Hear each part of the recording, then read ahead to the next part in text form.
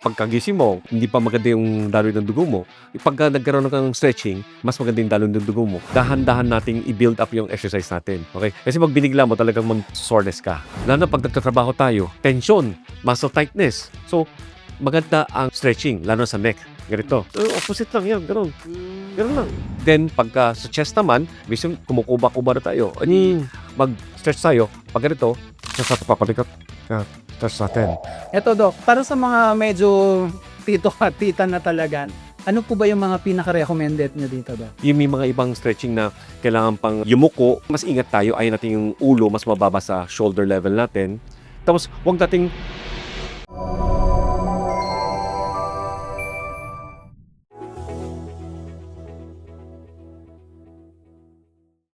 Good day mga kababayan! Welcome sa isang bagong episode ng Medico.ph. At ngayon, pag-uusapan natin ang isang activity na napaka-healthy at maaari pang makatulong sa pagtatanggal ng mga kung ano-anong sakit sa katawan. At yan ay walang iba kundi stretching. Yung stretching, syempre, madalas nating marinig sa context ng exercise. Usually, bago ka magsimulang mag-exercise, mag-stretching ka muna para medyo mag-warm up yung katawan at iwas tayo sa injury. Pero ang tanong, tama ba yung stretching mo at appropriate ba siya sa ginagawa mo? And ano ba talaga yung matutulog? So, para magpaliwanag ng lahat ng ito, nandito ang ating medical director, si Dr. Antomiso. collagen supplements. Habang tumatanda, mas madaming lumalabas na sakit sa katawan. Ang mga pananakit sa leeg, balikat, kamay, likod, tuhod, at iba pang tinatawag na joint pains. Kung hindi maaagapan, maaari itong lumala at maaka-apekto sa araw-araw na pamumuhay. Kaya ang payo ko sa mga chronic joint pains, mag-take ng collagen supplements. Tumutulong ito panatilihing maganda ang kalagayan ng joints para mabawasan ang pananakit at iwasan ang paglala. Bonus pa, nakakabata pa ng balat, buhok at kuko ang collagen. Kaya pag regular ang pag-iinom, ramdam ang panunumbalik ng ganda at sigla ng katawan. Pero syempre, di lahat ng collagen ay pare-pareho. Kung hanap ninyo ang pinakamabisang klase, pumunta lang sa store.medico.ph sa inyong mga browser o hanapin sa Google. Maaari ninyong i-click ang link sa description. Dito, ma-order ninyo ang collagen supplements, glutathione, vitamins at herbal supplements na rekomendado namin. Tandaan, store.medico.ph para sa original at ubod ng bisa na collagen. So Doc, stretching po, ano po ba ito by definition and bakit ito mahalaga sa atin? Ang stretching is yung i-stretch mo isang muscles para hindi magkaroon ng injury. Okay? It increases flexibility, range of motion. Tapos, kapag bago tayo tumakbo, siyempre, pagkagising mo, gusto mo mag-jogging, di ba, sa umaga. Kapag bago tayo tumakbo, hindi pa maganda yung daloy ng dugo mo. Pagka nagkaroon ka ng stretching, mas maganda yung daloy ng dugo mo bago ka mag-exercise. So Doc, itong stretching, syempre, I assume, nire-recommend nyo na daily siyang gawin. When is the best time to do this? Na-mention nyo na yung morning, pero pwede bang more than once yung session mo ng stretching? Actually, ang daming stretching. Meron siyang dynamic, may static, may ballistic, may active stretching, may passive stretching. Pero usually, dalawang nire-recommend natin, yung dynamic at static. Okay? Yung dynamic is, bago ka mag-exercise, gamitin mo yung dynamic stretching.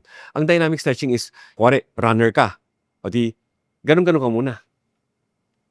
Yung through the range, na-stretch siya eh. Kuwari, na-stretch ako. May-stretch ako. Through the range. Para, pag tumakbo ka na, warm up na siya. Naka-stretch na siya para mas hindi siya prone to injury. That's dynamic stretching. Then, kapag nagtakbo ka na, medyo pagod ka na, magpapahinga ka na, yun, tsaka ka mag-static stretching. Yung static stretching is, kunyari, ito, static stretching, stretching ka. Yeah. Bibilang ka hanggang 10 to 30 seconds, yan ang static stretching. Yung at the end range, na i-stretch mo, na hindi, yung dynamic kasi ginagalaw-galaw mo pa eh. Yung static siya na mahahatak siya. Yun, itong maganda to kasi mainit na yung muscles mo. Kapag nag-static stretching ka, mas maganda ang recovery.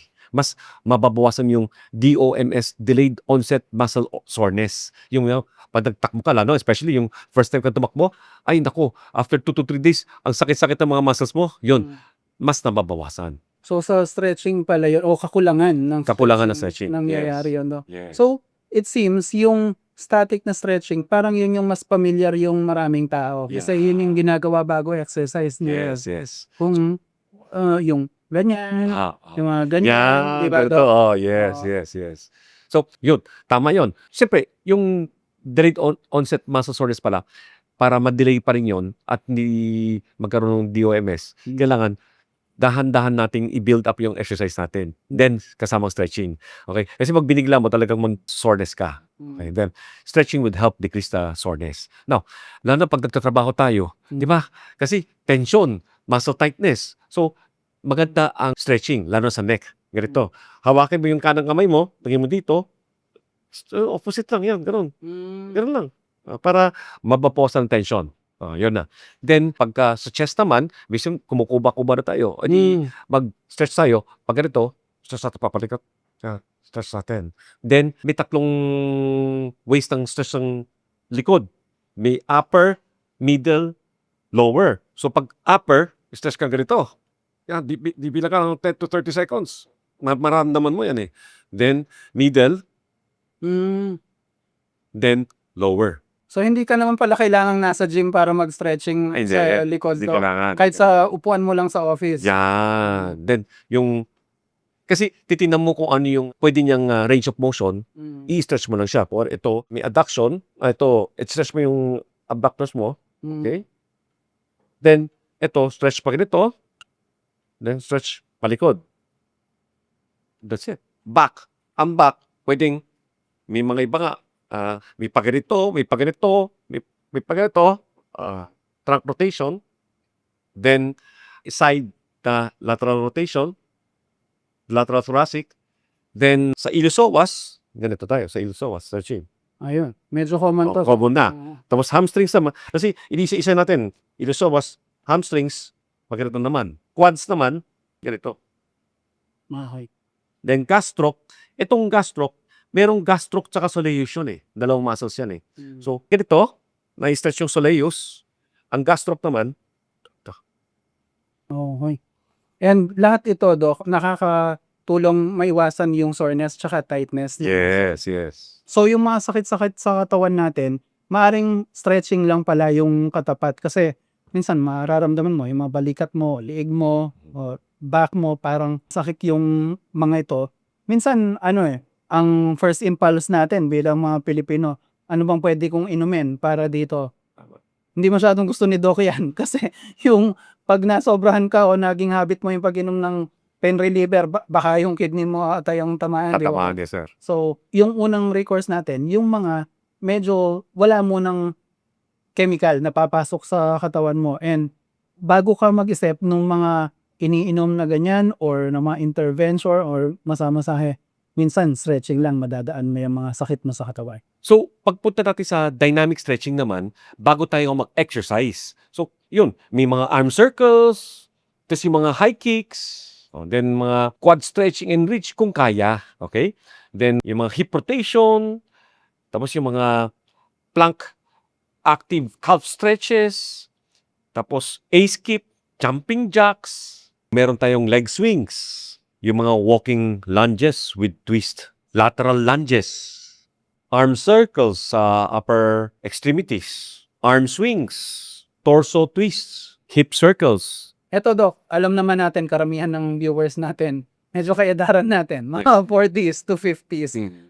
Para sa mga medyo tito at tita na talaga, ano po ba yung mga pinaka-recommended nyo dito, Doc? Aztec Spirulina. Ang spirulina ang isa sa pinakamagandang food supplement sa balat ng lupa. Nung napag-usapan natin yan sa isang video, madami ang nagtanong kung saan makakabili at kung anong brand na maganda. Ngayong araw, masaya akong i-share na nakahanap kami ng may re-recommend namin.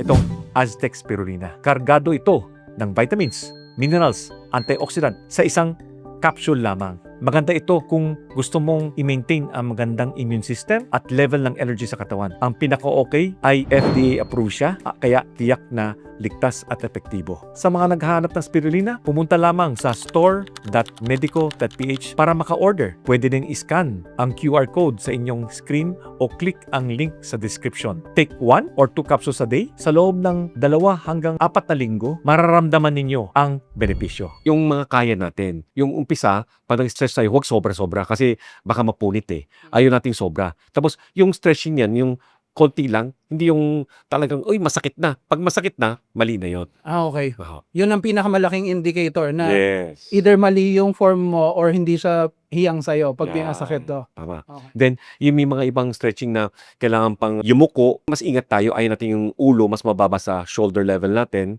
And yung mga stretching, dahan-dahan natin gagawin. Tapos, huwag nating dalasan. Kuwari, stretch, mapupunit din yon hanggang saan kaya lang. Then 10 to 20 seconds hold, hanggang 30 seconds hold. Then gawin natin kahit daily, okay lang. Wag lang yung every hour nag-i-stretch tayo. Eto Doc, bilang taong nagka-problema sa likod dati, gusto ko lang balikan yung na-mention nyo kanina. Hindi nyo masyadong gusto yung mga stretching na iluyuko, na Yes, coach. magbibelow yung ulo mo dun sa shoulder mo. Yes, coach. Bakit ho, Doc? Pagka medyo nakakatanda, siyempre baka magkaroon tayong problema sa ulo. Yung baka mahilo or what. Kaya nga mas hindi natin nire-recommend sa mga nakakatanda. Sa likod ba, Doc, Hmm. posibleng maging harmful din yon kung yuyuko o hindi naman? Hindi naman. Pag nagyuyuko ka, dahan-dahan, okay naman. Basta, wag lang isama yung buong katawan. Yung nakatayo ka, tapos mag-reach ka ng floor. Ayun, pag may problema ka sa likod, iwasan natin. Huwag na yun. Wag na yun. Yung disc mo Lalong lalabas. Oo.